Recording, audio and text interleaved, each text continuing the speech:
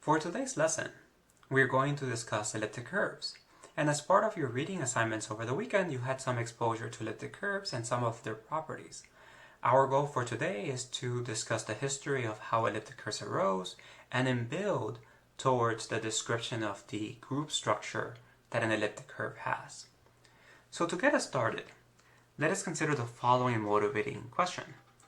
If we have a right triangle, are there triangles that have a 90-degree angle with integer sides? And of course we have the 3, 4, 5 triangle as an example. And we do have 3 squared plus 4 squared is equal to 5 squared. And so we could ask, are there other triangles such as this that also have integer sides? And how many are there? Well, the answer is easy. There are infinitely many, because we can take this triangle and scale it. So for example, if we consider 6 squared plus 8 squared equals 10 squared, this is a valid equation. We have 36 plus 64 is equal to 100. We can also do 9 squared, and then we can do 12 squared, and this is going to equal 15 squared. And so all we have done is just multiply each of these terms by 3, and then for this equation, we multiply this one by 2. And then proceeding in this manner gives us infinitely many such right triangles with integer sides.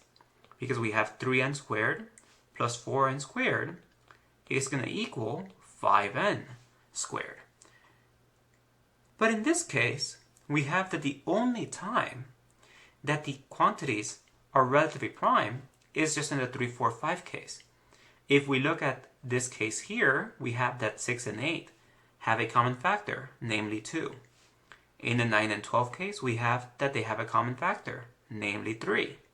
And so the only time that 3 and 4, that we don't have common factors is in the 3 squared plus 4 squared equals 5 squared. So we could ask, are there infinitely many such right triangles with integer sides where each of the sides are relatively prime to each other? And the answer is yes, we can find some more. So we could look at 8 squared plus 15 squared equals 17 squared. So 8 and 15 are relatively prime. We also have 10 squared plus 24 squared equals 26 squared. But in this case, we have that 10 and 24 have a common factor, namely 2. And so we can divide off by 2, and we arrive at 5 squared is equal to, 5 squared plus 12 squared is equal to 13 squared. And so we have another such right triangle. And so here are some other cases. Some of them are not relatively prime. But the questions we want to ask are the following. What are some integer solutions, A, B, C, to the Pythagorean theorem? Well, we have already listed some of those examples. But the second question is more interesting. Can we find all integer solutions A, B, C to the Pythagorean equation a squared plus b squared is equal to c squared? And this is a question that Diophantus considered almost 2 millennia ago. And to motivate this, let's go ahead and use some terminology. So let us take a triplet, A, B, and C, where each of the A, B, and C's are positive integers. And so here, when I use the symbol for natural numbers, I am assuming that the natural numbers start at 1. So we have the counting numbers 1, 2, 3, so on and so forth. And so we say that A, B, C is a Pythagorean triple if A, B, and C are positive integers such that a squared plus b squared is equal to c squared. And to remove the situation we just had with 6 squared plus 8 squared is equal to 10 squared, namely 6 and 8 not being relatively prime, we're going to impose this further condition of primitive. And so we say that a Pythagorean triple, ABC, is primitive if A, B, and C are relatively prime positive integers. And with this, Diophantus proved the following result, the Pythagorean triple theorem, which classified all such primitive Pythagorean triples. And so the statement is as follows. So we have positive integers a, b, and c. Then a triple, ABC, is a primitive Pythagorean triple if and only if there exists relatively prime positive integers p and q of opposite parity such that p is greater than q. And the following equations hold after possibly interchanging a and b, so that a is even. And so here are the equations. A is equal to 2 times p times q, b is equal to p squared minus q squared, and c is equal to p squared plus q squared. And Diophantus showed that every Pythagorean triple that is primitive occurs as one of these. And so I'm recycling these notes from a number theory course that I taught, and so I have included the proof of this statement in the slides. And so if you want to look through the proof, it is on these slides, and so you're welcome to. And so also you can pause the video and read through this argument. And so this is the converse for the theorem, and the forward direction is on this slide. But what we want to do is focus on this notion of primitive and then lead towards building up what is known as projective geometry, where we want to identify triples that are not relatively prime with the ones that are relatively prime. And so I'll make that notion precise in just a moment. So let us take k to be one of the real numbers, the rational numbers, or the complex numbers. Or for those of you who have taken abstract algebra, we can let k be more generally a field. Then we have the following proposition.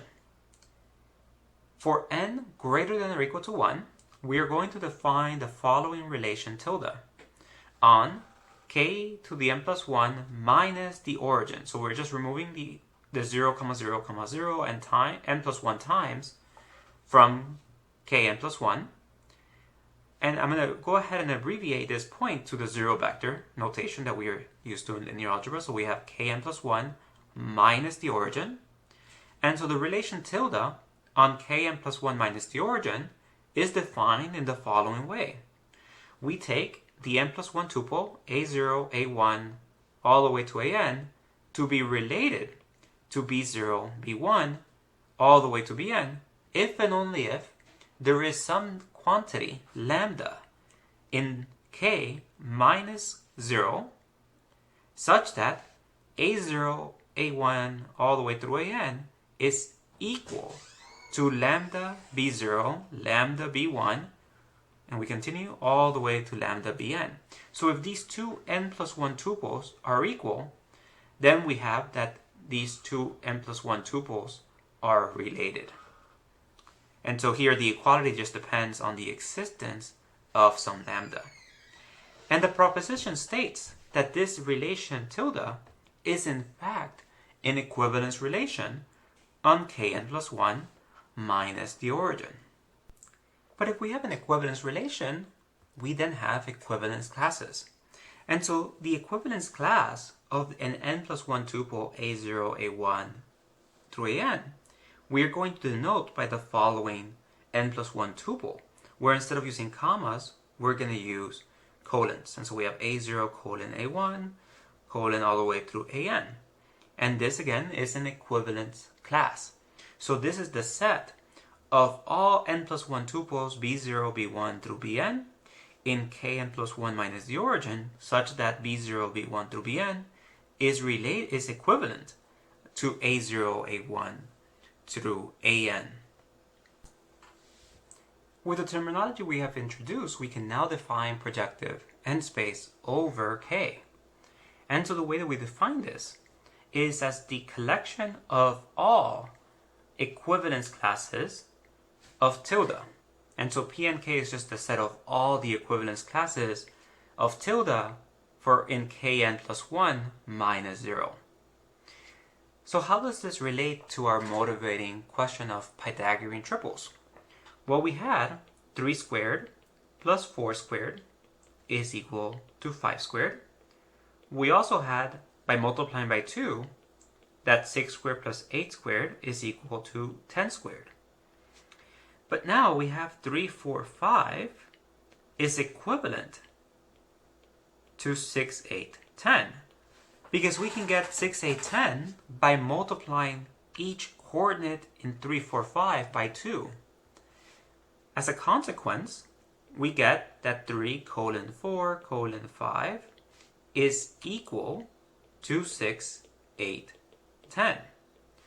But in our terminology, this lives in projective n space.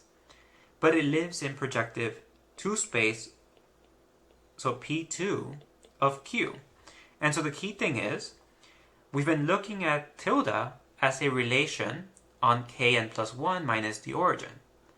But then we define Pn as the set of equivalence classes of tilde on Kn plus 1 minus the origin.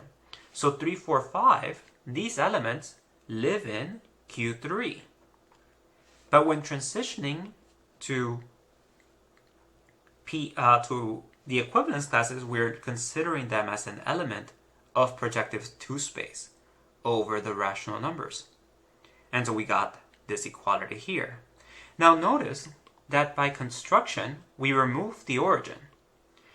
And in the definition of the relation, we also assumed that lambda was a non-zero element of K when considering how two elements of Kn plus 1 minus the origin are related. So as a consequence, we get that the element 0, 0, and so we're just looking at the collection of all zeros in Pn, this is not in here. And so Pn of K does not contain the equivalence class where all the entries are identically 0. So let us start off by investigating projective n space in the case when n is equal to 1. So we're looking at P1 of C, but keep in mind that throughout this example, there's nothing special about the complex numbers. We could take and replace the complex numbers by the real numbers, the rational numbers, or any field K that we desire. And so we have P1C, we have A0 colon A1, and we have that these AJs are in C. Now, we are going to do the following trick to decompose P1C so we have a better understanding of how this looks like as a set.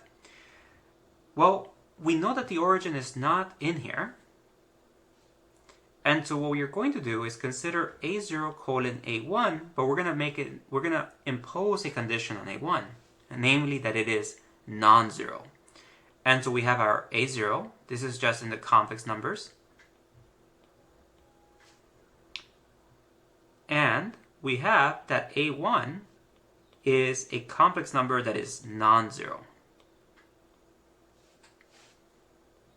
Now, this set is not equal to this set, because in here, A1 is non-zero, but we know that something like 1 colon 0 lives in here. So to make this an equality, we now need to take a union. And so we're going to take the union with A0, but now we're going to have A0 colon 0, and now the A0s will range over the non-zero complex numbers.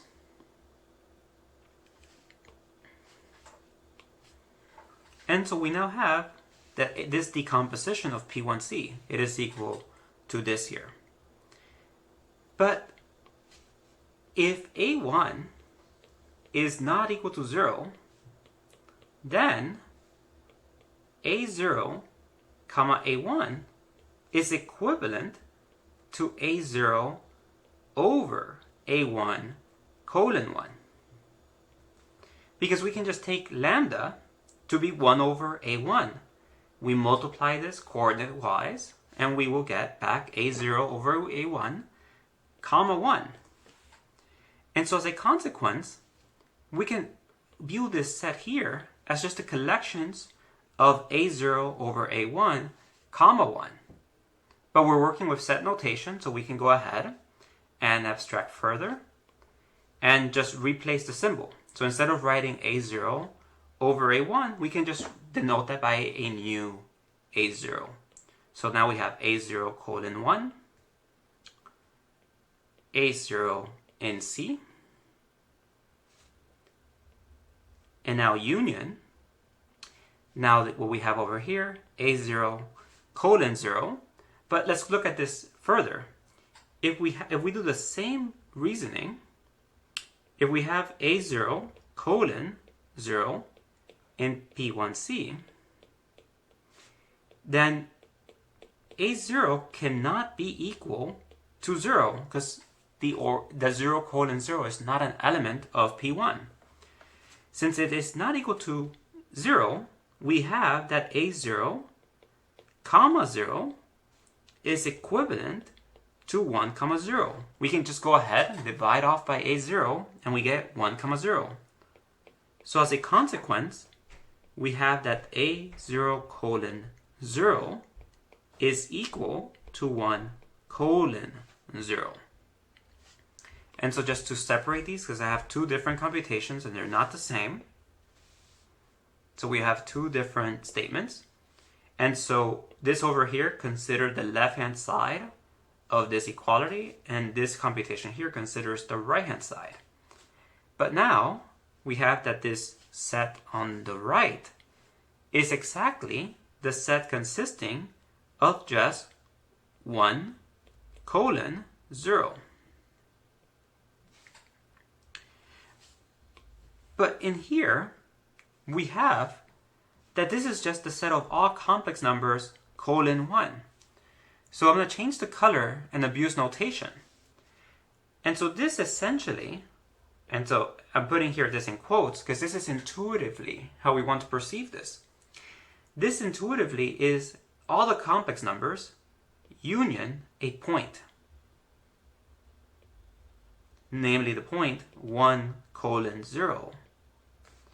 Which is usually written as complex numbers union infinity.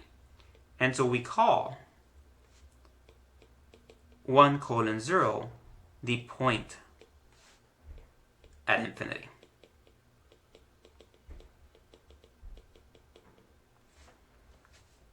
And so that is the case for P1C. So let us consider now P2 of C. So by definition, this is the set of equivalence classes of the form A0, A1, A2, where now the AJs are in the complex numbers.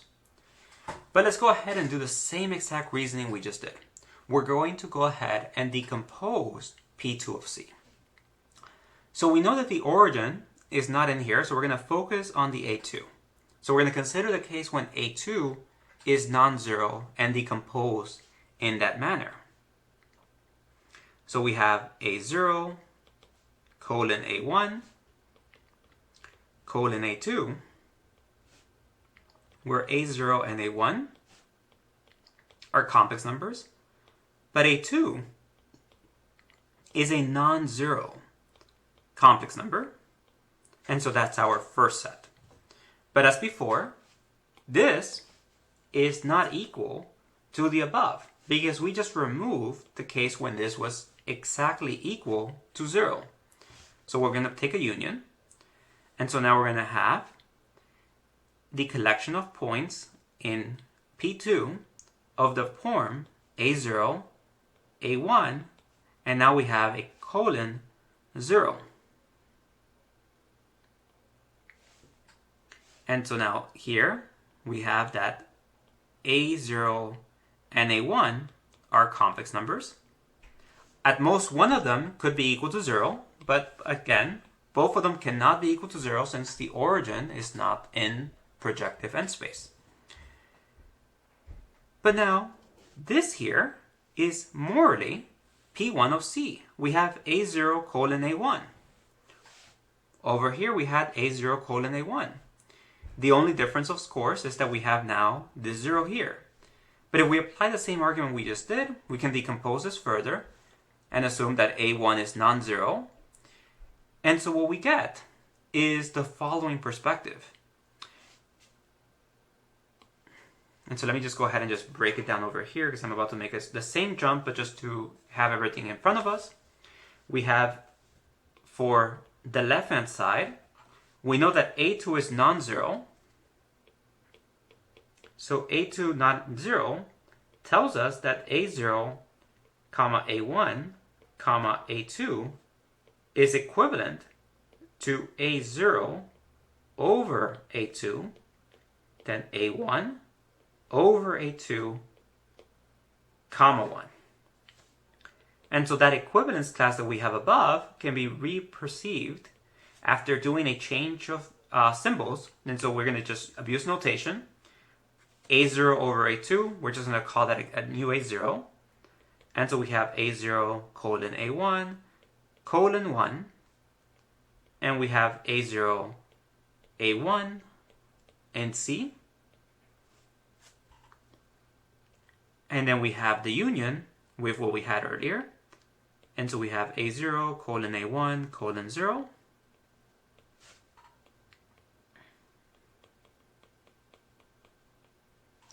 But now, we're going to use the same, we're going to use blue.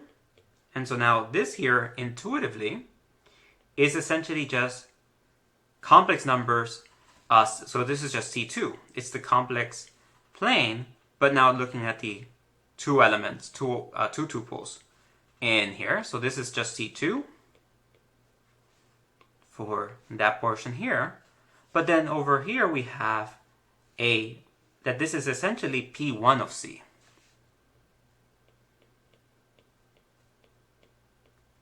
And so now this here, in this case, is called the line at infinity.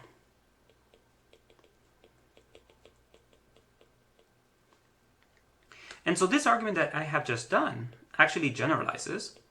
So you can essentially show that P and C, and when I put this in quotes, we really are saying that we have bijections. And so we have that this here is bijective to C2, where we take A0, A1, colon 1 to just the element in C2, A0, comma A1. And then over here we have a bijection from this set to P1C, where we take the element A0, colon A1, colon 0 to the element A0, colon 1. Colon A1 in P1C. And so this argument that I have outlined generalizes and gives us that P and C essentially looks as Cn union and then Pn minus 1 of C. And so this here will be known as the hyperplane at infinity. So now what we are going to do is revisit the Pythagorean triple question from the perspective of projective n-space. And then at the end of today's lesson, we are going to come back to projective n-space when we have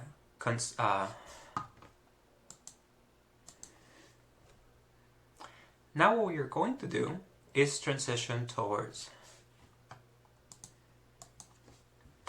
what we are going to do now is to reconsider the Pythagorean triple question, but from the perspective of projective n-space.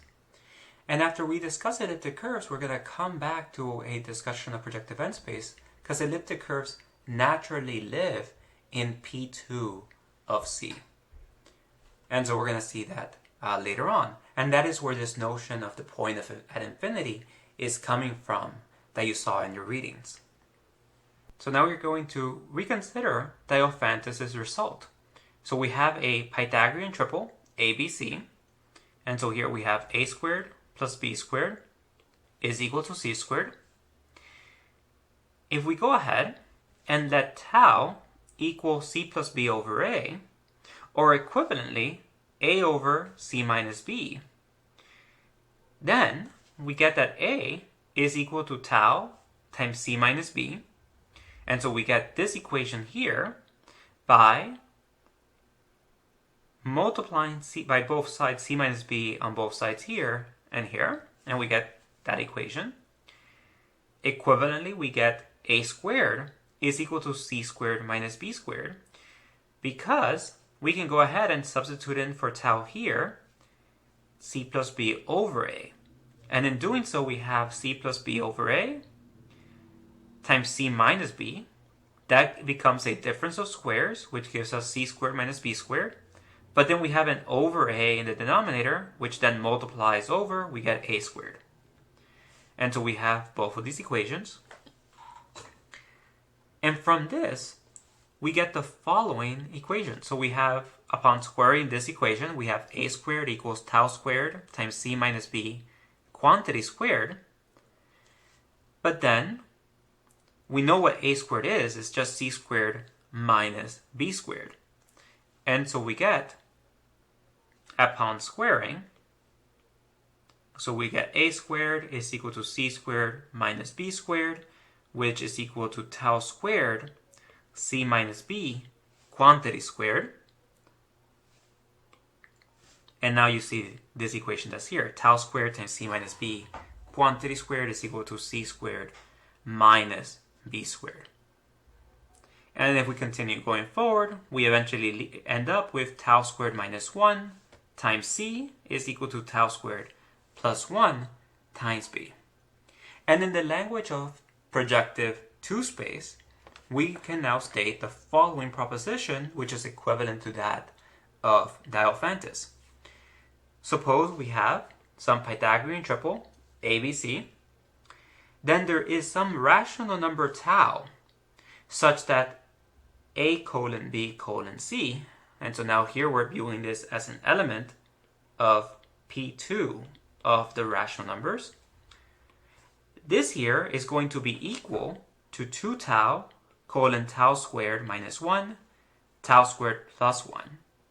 And that's just, once again, that notation by definition of projective n-space is just saying that two elements of P2 of Q are equivalent if there is some non-zero rational number lambda, such that A1, B1, C1 is equal to lambda being multiplied component-wise to A2, B2, C2. And from this perspective, we have now a parameterization of all the Pythagorean triples in terms of one single coordinate, namely tau. And we see that 3, 4, 5, which we earlier got by multiplying 2 to each of these, we got the Pythagorean triple 6 squared, 8 squared equals 10 squared. They both correspond to the parameter 3. And similarly, we have a 3 here. That's 12 squared plus 16 squared equals 20 squared. But we can get that by multiplying to the 3, 4, 5 Pythagorean triple, just multiplying each of those entries by 4.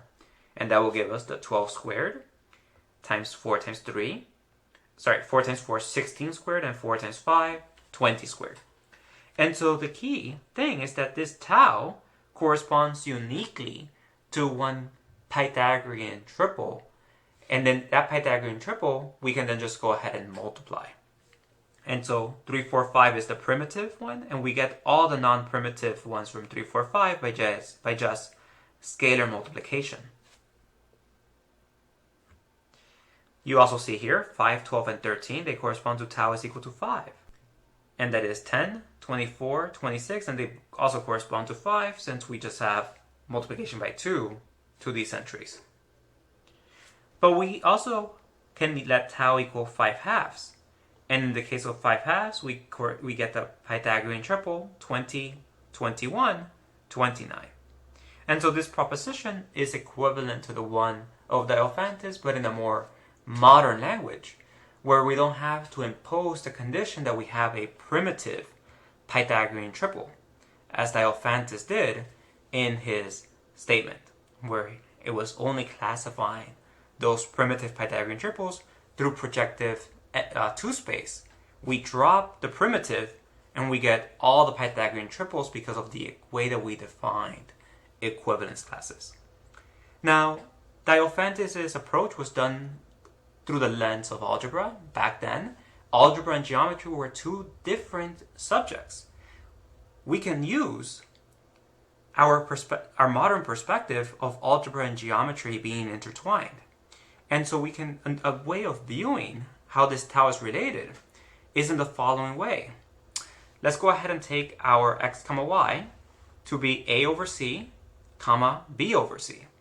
And so what we are doing here is taking our Pythagorean triple, a squared plus b squared is equal to c squared, and we're dividing both sides by c squared.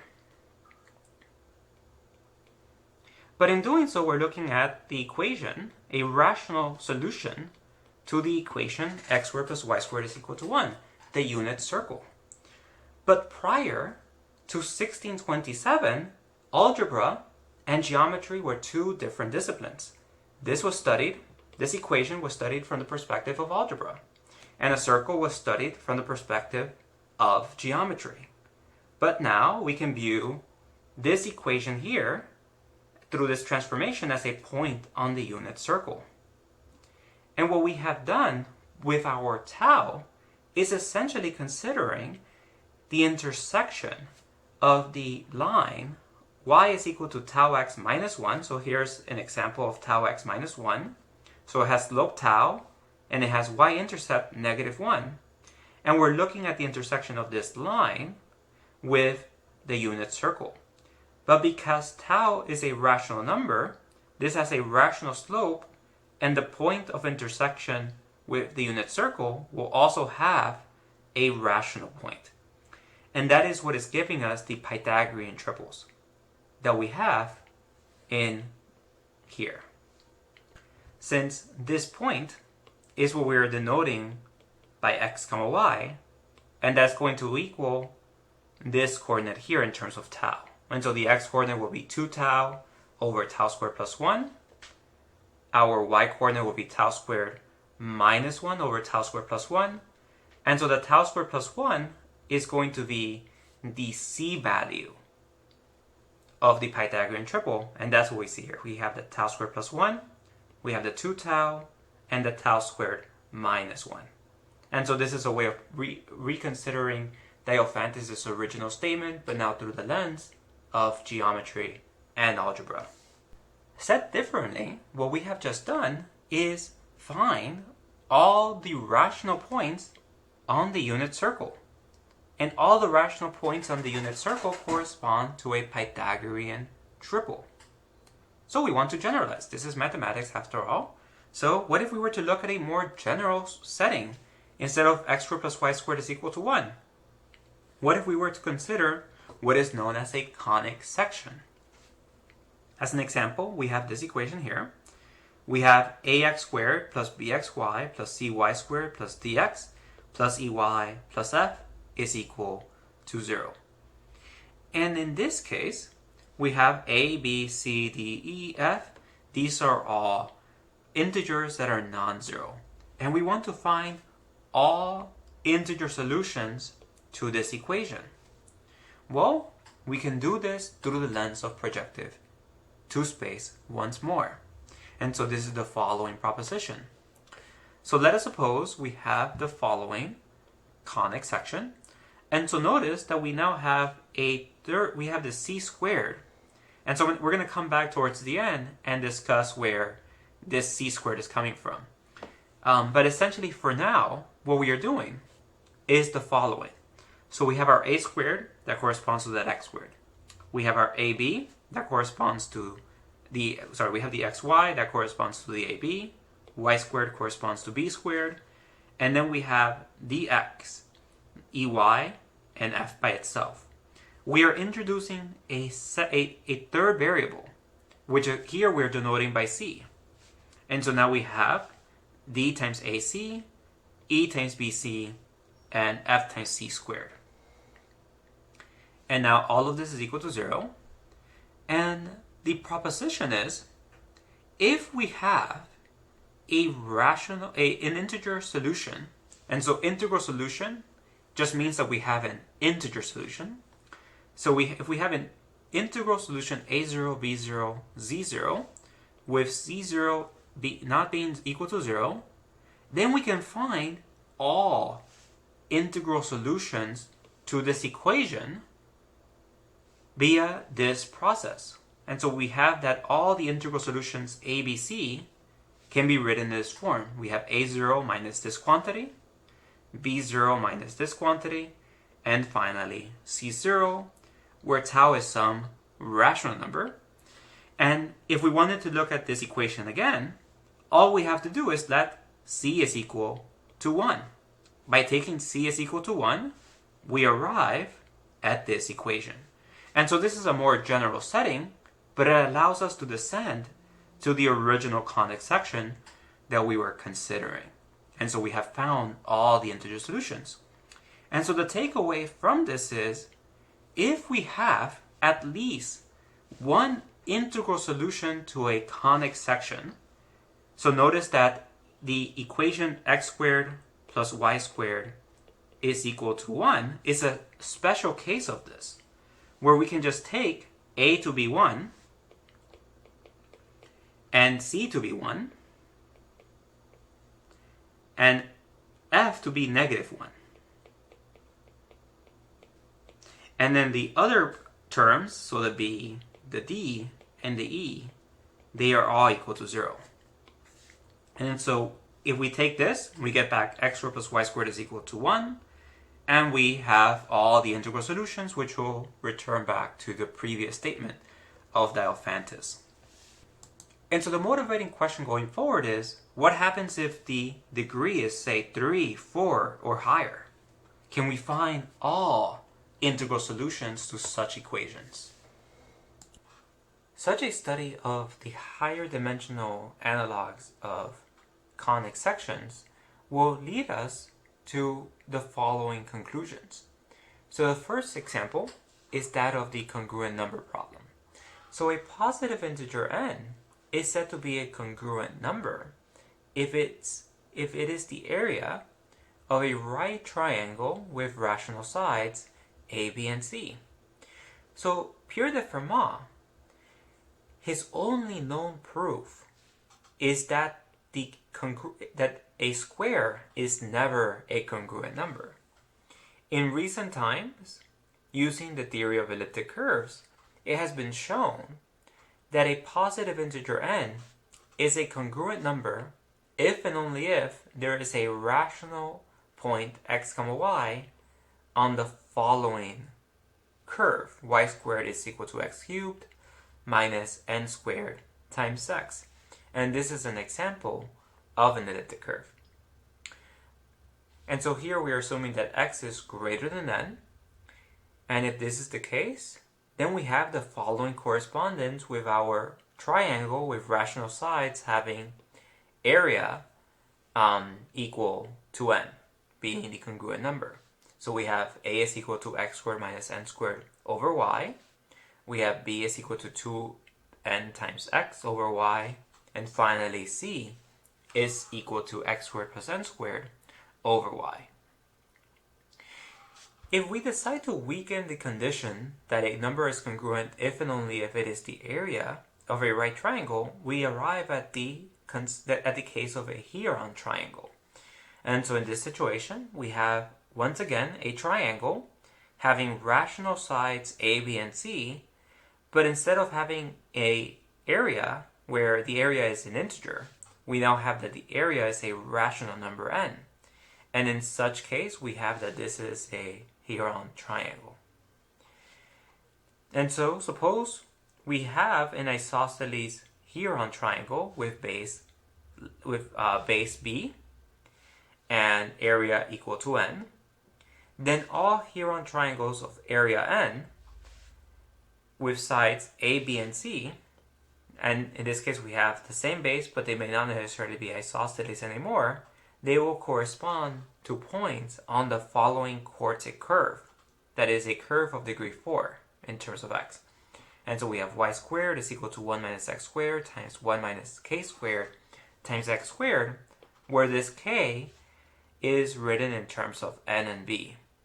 And so k is equal to the square root of 16 times n squared plus b to the 4th over b to the 4th. And so now we can recover the Heron triangle with side length a, b, and c via the following correspondence. And so once again, this is an example of an elliptic curve. And then what we are going to consider in just a moment, this equation is going to be popping up, and eventually we're going to use this equation and transform it into a y squared is equal to a cubic polynomial in terms of x. And so now we're going to transition towards motivating the definition of an elliptic curve from a historical standpoint. And so everything that's going to follow in the following 10 to 15 minutes is meant as a historical purpose. There's going to be lots of equations. You don't have to remember these equations. These are just there for historical motivation of where the original definition of an elliptic curve came from. And so we have to go back to 1602, to Galileo Galilei. And so we're going to consider the situation of a simple pendulum, where we have some pendulum with a string of holding a object of mass m. And so we have that the rigid rod over here has length L and is swinging back and forth.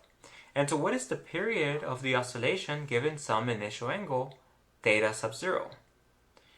And it turns out that the period of such a simple pendulum is approximately equal to 2 pi times the square root of the rigid rod, the length of the rigid rod, over the acceleration due to gravity, so 9.81 meters per second squared. In further generality, we have the following statement.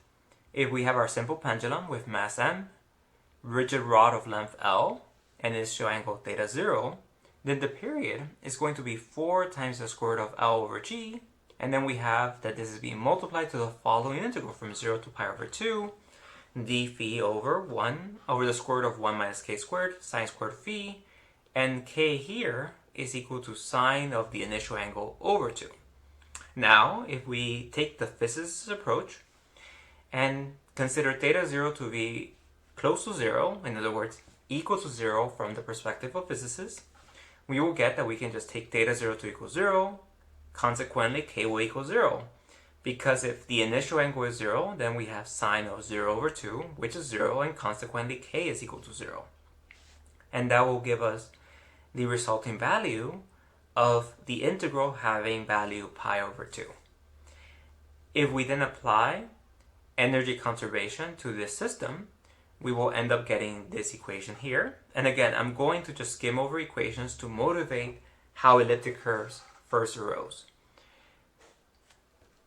And so going through the math here, we will eventually conclude the following, that the period of the integral after one oscillation dt is going to be 4 times the square root of L over G, integral from 0 to pi over 2, d phi over the square root of 1 minus k squared, sine squared phi.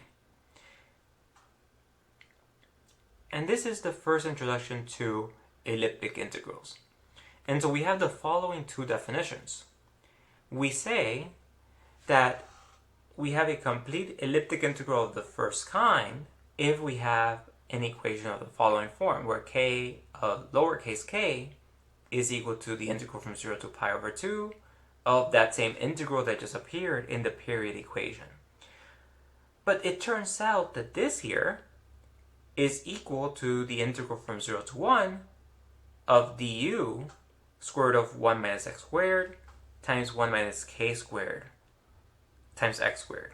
And so over here, we want to note now that we have this relationship that comes back to the here on triangle. We have 1 minus x squared times 1 minus k squared times x squared. So this equation is going to continue to pop up in the following slides. We also have the following definition, which is that of the incomplete elliptic integral of the first kind, where now we have f of theta, comma k, and now we're integrating from 0 to theta of d phi over the same square root of 1 minus k squared sine squared phi. But now this is going to end up becoming the integral from 0 to sine of theta of du over this expression here. And once again, we see that this here is occurring. So we have the 1 minus u squared, 1 minus k squared u squared, since to go from here to here, we need to apply a change of variables. From the perspective of this terminology of complete elliptic integrals of the first kind, we can now rewrite the period that we just considered in the previous slide as 4 times the square root of L over G, k of sine of theta 0 over 2. And so all we're doing here is just plugging in k as sine of theta 0 over 2, and we are coming back to this statement here. Now the study of the integrals of the square root of 1 minus k squared sine squared phi is related to that of the arc length of an ellipse. So we have an ellipse, x squared over a squared plus y squared over b squared is equal to 1. Then its arc length is going to be equal to 4 times a times the square root of 0 to pi over 2. And now we have the square root of 1 minus k squared times sine squared phi d phi, where here k is equal to a squared minus b squared over a, and this is known as the eccentricity of the ellipse. In the case when a is equal to b, which is equal to r, we get back a circle of radius r. And in this case, the eccentricity will be 0 since a and b are both equal to themselves, and so this here becomes 0. And we get back that the circumference of the circle is going to be 2 pi r as desired. So the circumference is the arc length. But if we don't have a circle, then we have to compute this integral. And so let us now define a complete elliptic integral of the second kind to be e of k, where e of k is the integral from 0 to pi over 2, but now we are looking at the square root of 1 minus k squared sine squared phi d phi in the numerator. And so earlier we had this in the denominator, now we have it in this form. And it turns out that this integral is the same as the integral from 0 to 1 of the square root of 1 minus k squared times x squared over 1 minus x squared dx.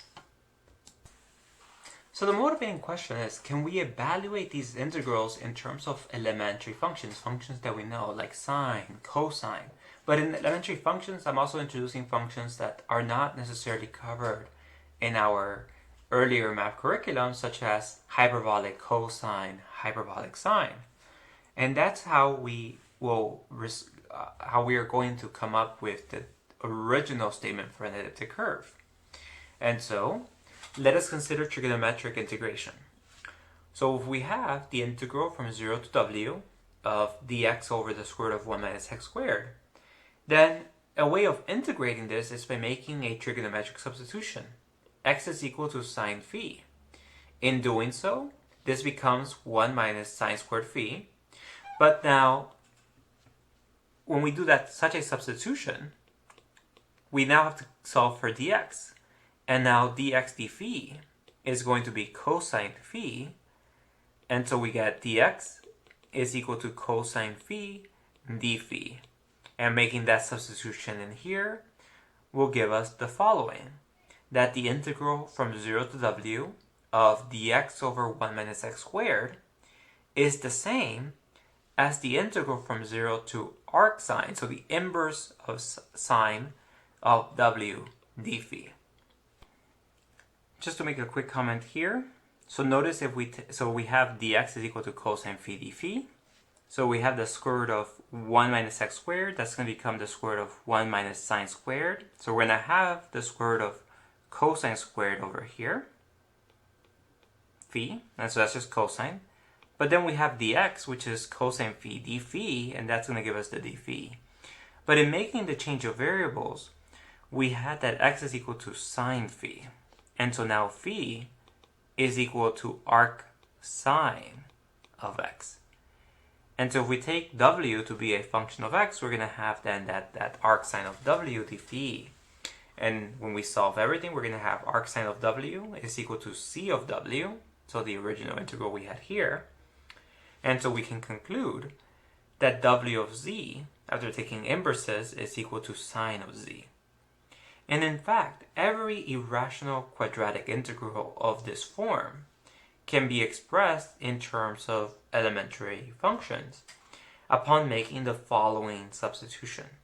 So if we have this integral, what we are going to substitute in is the following. We're going to let x of phi be this expression here, but now we have hyperbolic cosine. And hyperbolic cosine, if you have not seen it before, this is defined as e to the t plus e to the minus t over 2. Upon making those substitutions, we can then compute what the dx is. And so that is just taking the derivative here, solving for dx, and that's going to give us this expression here.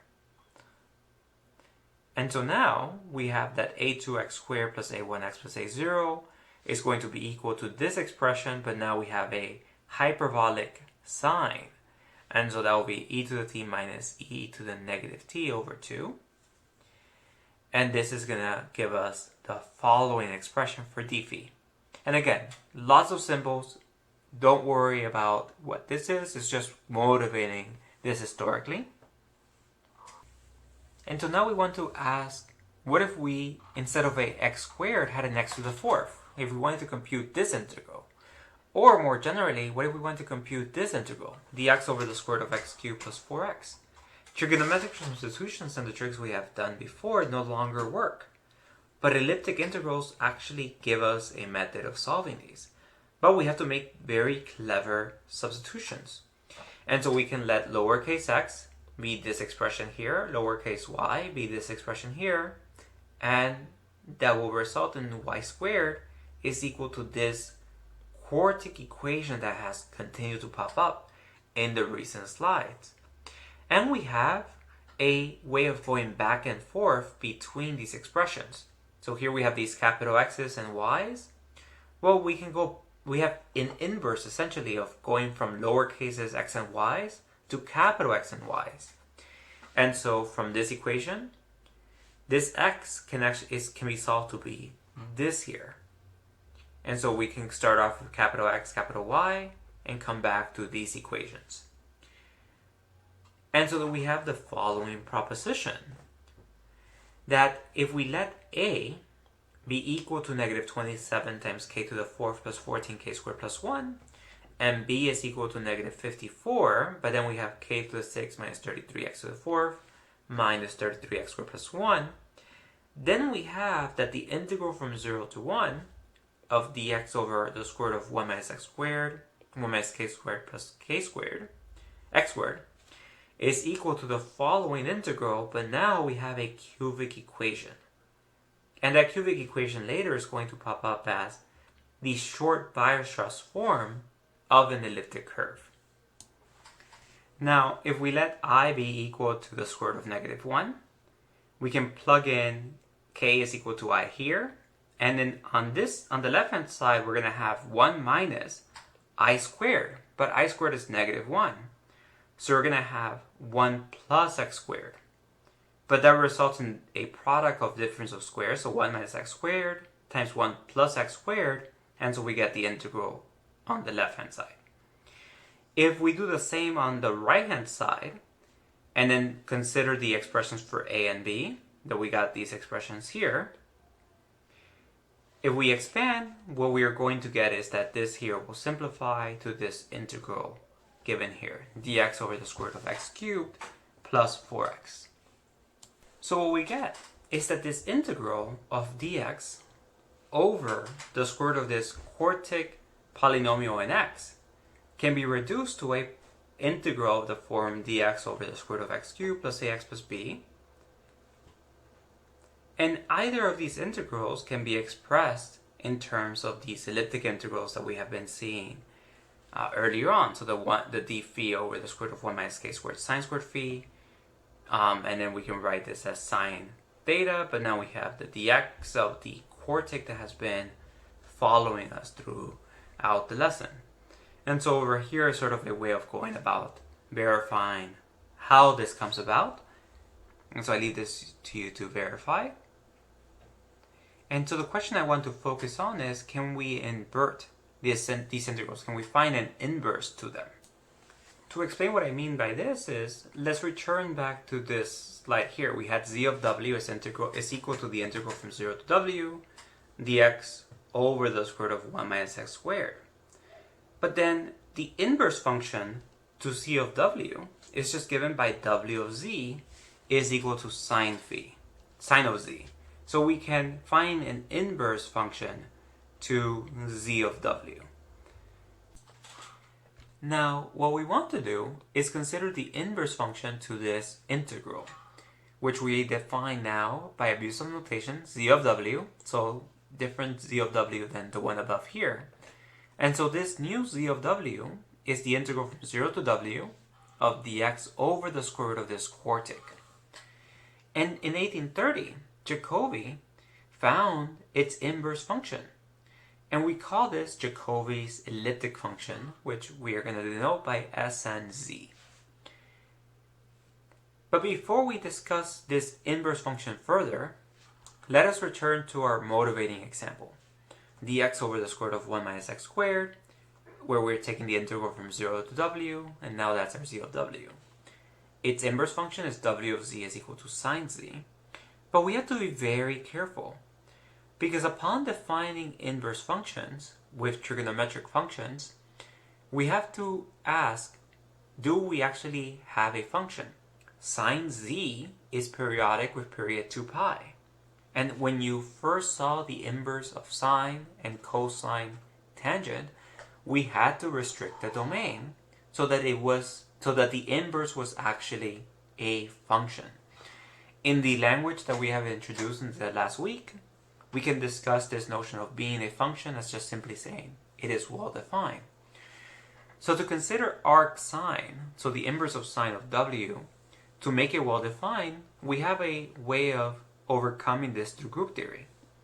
We know that sine is periodic with period 2 pi, so that is sine of z plus 2 pi is equal to sine of z. So if we were to take the complex numbers, since here w throughout all of this is a complex number, and mod out, and so in other words, consider the quotient group attained by taking the complex numbers modulo 2 pi z. So when we look at this, the cosets will identify all complex numbers that vary by a multiple of 2 pi z as the same. So 2 pi, 4 pi, 6 pi, they will all be in the same coset.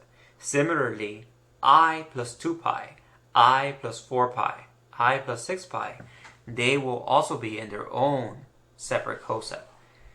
And if we consider that from this point of view, we can then define a well-defined function going from the complex numbers to z modulo 2 pi z by z of w being congruent to our integral above, modulo 2 pi z.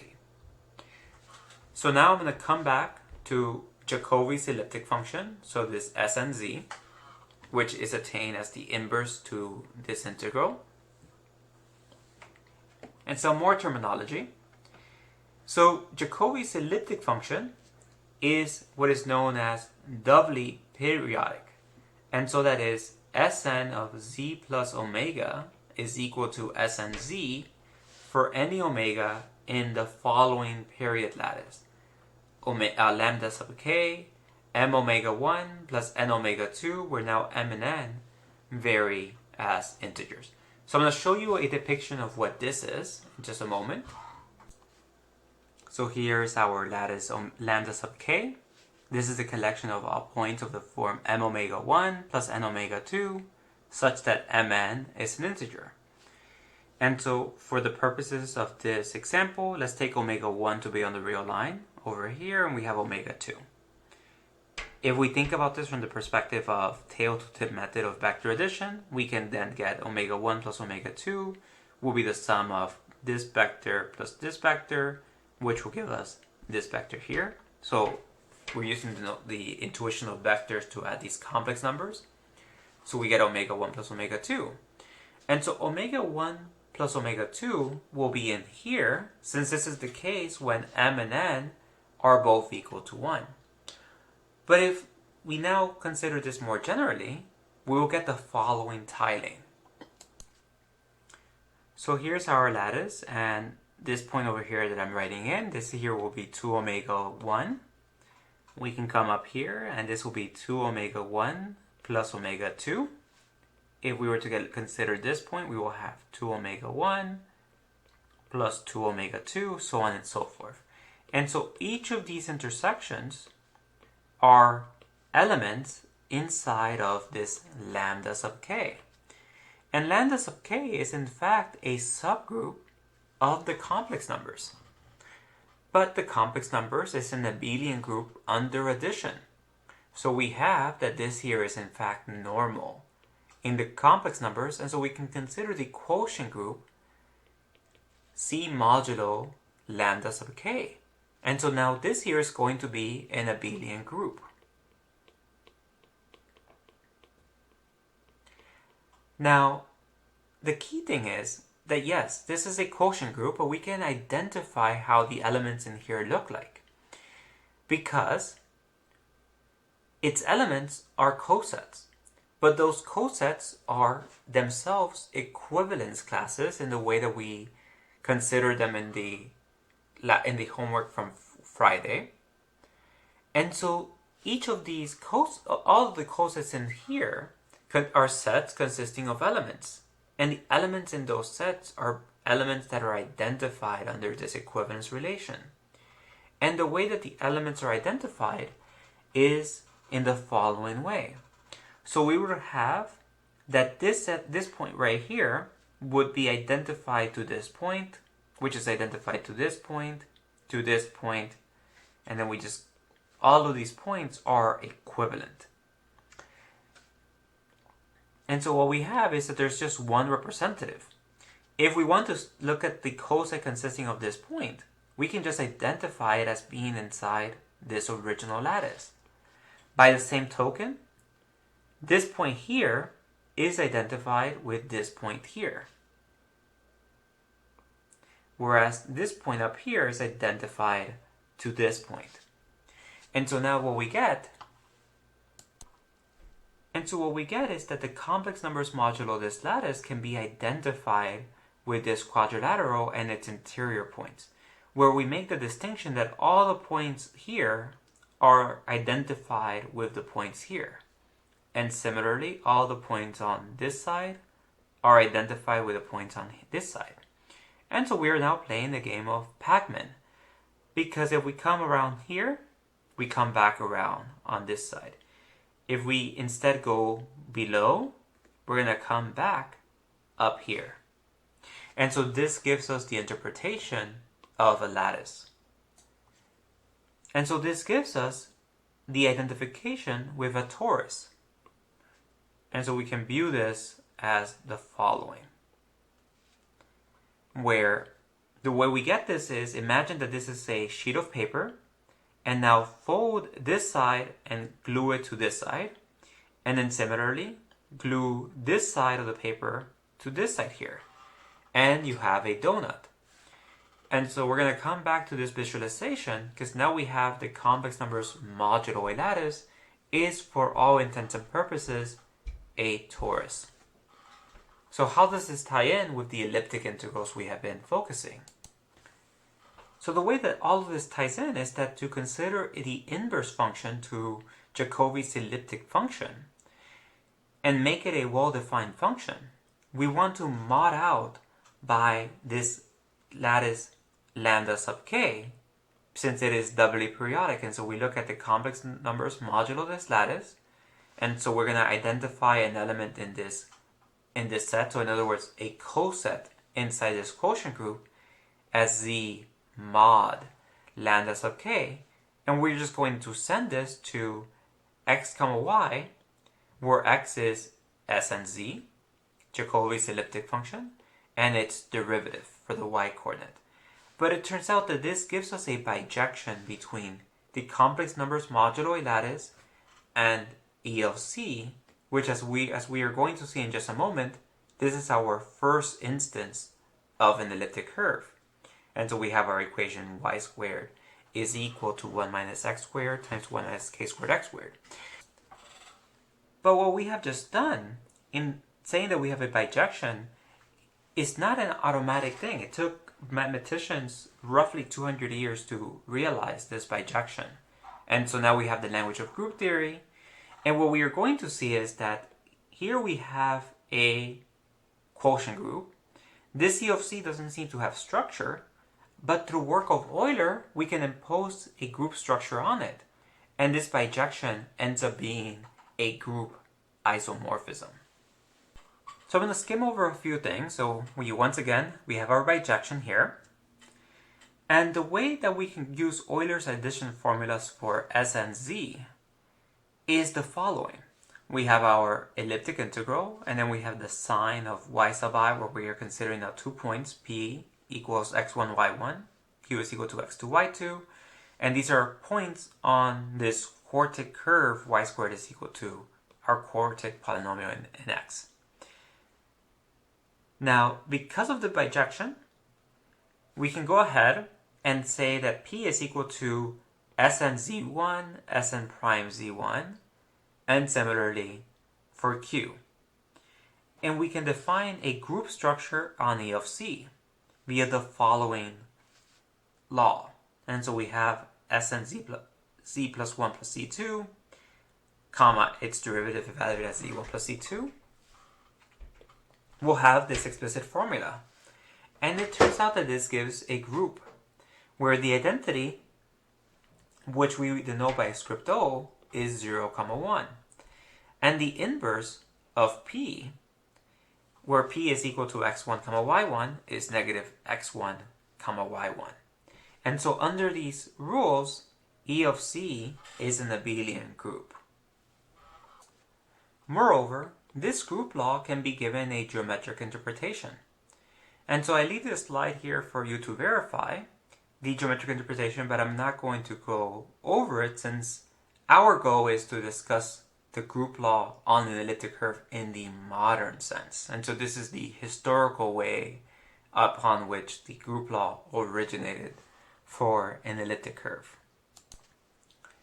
So how do we go from y squared is equal to this quartic to the y squared is equal to a cubic? So we have these transformations. We can take a point x, y in here, in this form, and map it to this capital X and y in here.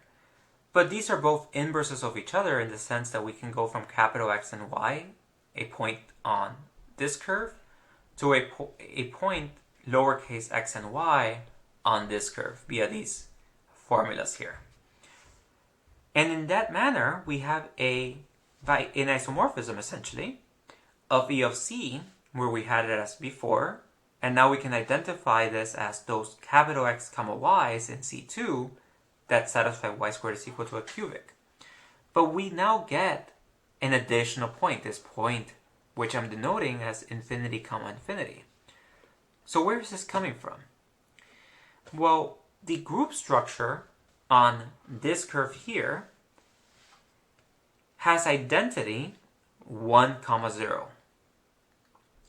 And then we have to ask, what happens when we consider where 1, 0 gets mapped to in this equation upon plugging in here? And now we see a problem. If we plug in lowercase x equals to 1, we get back a 0 in the denominator for both x and y. And so we want to interpret that as infinity, infinity. And so this isomorphism only works if we allow ourselves to introduce an additional point. And so this here is the point at infinity, which we will denote later by script O. And so the isomorphism just discussed gives rise to the group structure on an elliptic curve. And so here's our main theorem. In the papers you had to read over the weekend, you got introduced to the chord tangent method, and that is coming from this theorem. And so we had our group structure on the quartic curve that came as a consequence of this isomorphism to the complex numbers modulo a lattice. And now we have a group structure on our elliptic curve of this form, with the point at infinity. So now we are going to define elliptic curves in the algebraic setting, where we no longer discuss the historical aspects of how they came to be via elliptic integrals. And so we can go ahead, take complex numbers a and b that satisfy the following, that 4 times a cubed plus 27b squared is not equal to 0.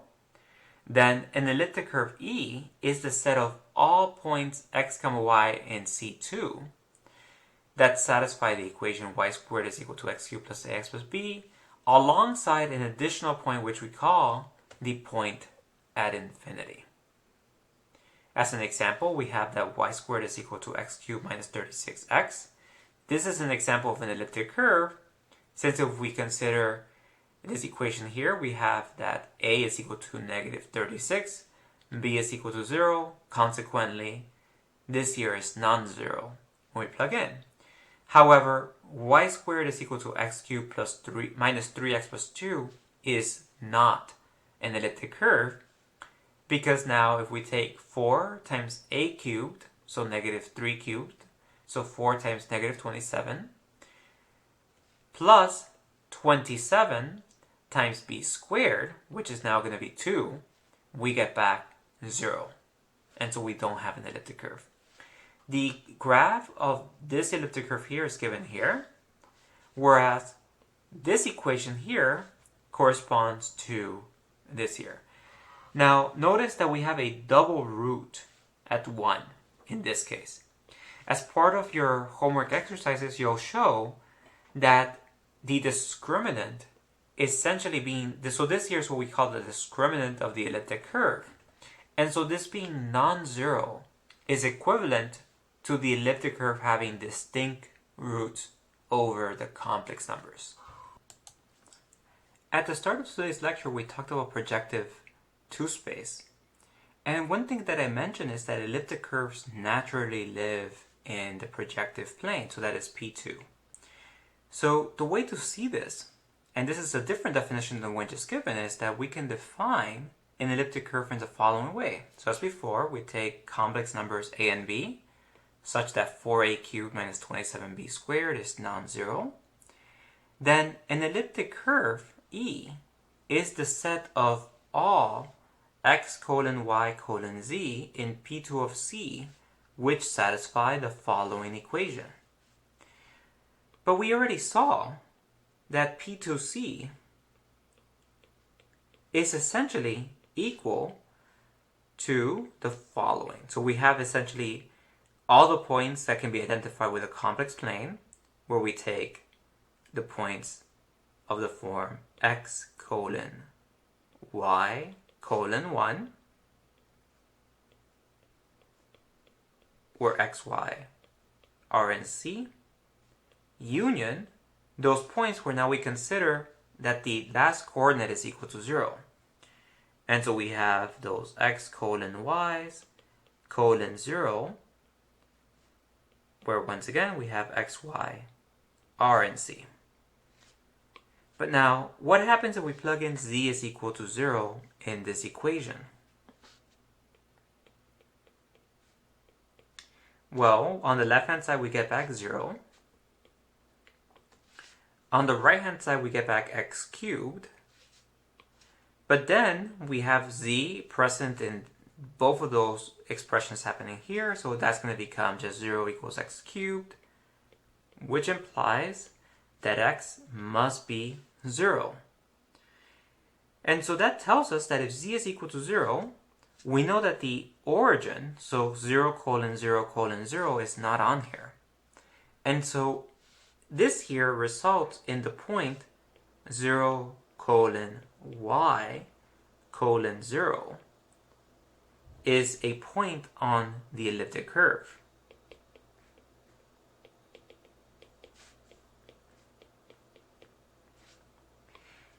But now, y is non-zero. So this here, after dividing by 1 over y, this is going to be the same as 0 colon 1 colon 0, and that is the point at infinity. And it is for this purpose that we never, in working with elliptic curves, necessarily work with the equation in the projective plane, but rather what is known as the affine equation of the elliptic curve, where we drop that z coordinate. And all we have to do is just consider that we have an additional point at infinity, this O sub e. But projectively, that point is just 0 colon 1 colon 0. So let us return to the affine equation of the elliptic curve. So now we're just going to work over C2, but C2 we can visualize since it will be 4 dimensions, so we're just going to work in R2. So the chord tangent method gives us an explanation for how the group law works on the elliptic curve. And so the way it works is we choose 2 points P and Q, both of which are rational points that satisfy the equation of the elliptic curve. And so we have our P and Q. And for all of this demonstration, we're going to assume that our elliptic curve is y squared is equal to x cubed minus 36x. And what we are going to do is draw a line connecting P and Q, and that is going to intersect a third point, which we denote by P star Q. And once we have that intersection, we're going to draw a vertical line to get P plus Q. And that vertical line, the way that we are interpreting this is that this is the line connecting that intersects P star Q and the point at infinity. And that intersection gives us P plus Q. So here's a visualization. So we have our points P and Q. We draw a line between them. That's going to intersect some point R, which we called P star Q earlier. And then we're connecting R to the point at infinity. And we can just imagine this is going off in the distance, and that intersects the point at infinity. But the point that it intersects along the way, that is P plus Q. And so that's the chord tangent method. So now let us consider two explicit points. So we have 6, 0, and Q is equal to 12, 36. These are points on y squared is equal to x cubed minus 36x. We draw the line that connects P and Q, and we find that this intersects the elliptic curve at this point P star Q, which is 18, 72.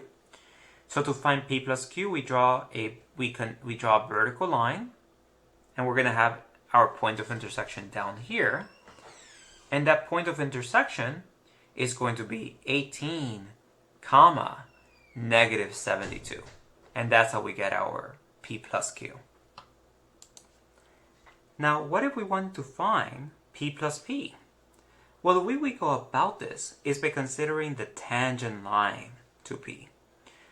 But it happens that in this case, since we have P is equal to 6, 0, the tangent line ends up being vertical. And so this tangent line will intersect the elliptic curve at the point at infinity. And in this situation, we actually get back that the point added to itself gives back the identity, so the point at infinity. So in other words, 6, 0 is its own inverse. But what if we wanted to find what Q plus Q is? Then what we would do is the following. We would, as before, draw the tangent line to Q. But that will intersect a second point, which we're calling Q star Q. And now we draw a vertical line, where this vertical line is interpreted as connecting Q star Q to the point at infinity. And that will intersect this point right here. And that gives us Q plus Q, which ends up having coordinates 25 over 4, negative 35 over 8. And now we have found Q plus Q. And so this finishes it off for today's lesson on elliptic curves. We're going to continue to come back to this and develop the theory further in the coming days. One thing that we will be doing during our synchronous session is discussing how we can use computer programs such as Sage Math to evaluate, in this example, P plus P, Q plus Q, and also find the order of Q. And so we'll discuss this further during the synchronous session. Thank you for watching.